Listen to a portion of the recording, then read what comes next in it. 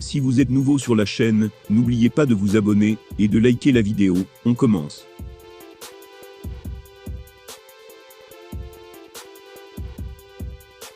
La relation entre Dana White et Francis Ngannou est assez conflictuelle, la faute notamment aux négociations autour de la prolongation de contrat du Predator. Dans ce contexte, le patron de l'UFC a lâché un nouveau snob assez conséquent à son champion poids lourd. Dana White et Francis Ngannou ne sont pas les meilleurs amis du monde, c'est le moins que l'on puisse dire. Depuis plusieurs mois désormais, voire même plusieurs années, le champion des poids lourds revendique pas mal de choses.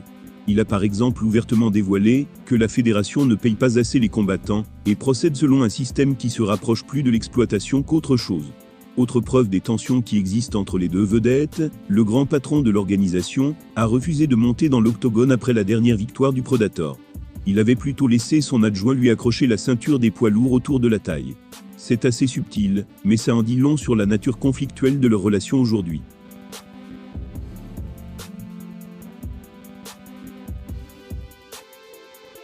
Dans un tel contexte, ils ne sont donc pas forcément enclins à se faire des compliments, même quand ils semblent plutôt logiques et évidents. Par exemple, lors de son passage dans le podcast de Paddy Pimblett, Dana White a été interrogé sur les combattants les plus terrifiants de l'UFC. Grosse surprise, le nom de Francis Ngannou n'est jamais revenu. Et ce, malgré les arguments évidents, qui plaident en sa faveur. Il a déclaré, je cite, « Le combattant le plus terrifiant avec lequel j'ai pu travailler, c'est Derrick Lewis. C'est toujours flippant de côtoyer des poids lourds de ce gabarit. Pendant les face-à-face par exemple, la seule chose qui le rend un peu gentil, c'est qu'il a un bon sens de l'humour. Mais s'il déteste le gars en face de lui, ça peut devenir très dangereux. Une fois j'ai dû m'interposer entre lui et son adversaire, j'aurais voulu ne pas être là. »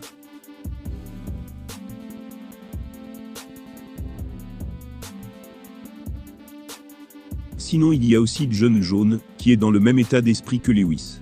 En ce moment je dirais qu'il y a aussi Alex Pereira, c'est l'un des hommes les plus intimidants du milieu. Le gars te regarde toujours, avec des yeux et une intensité de tueur en série.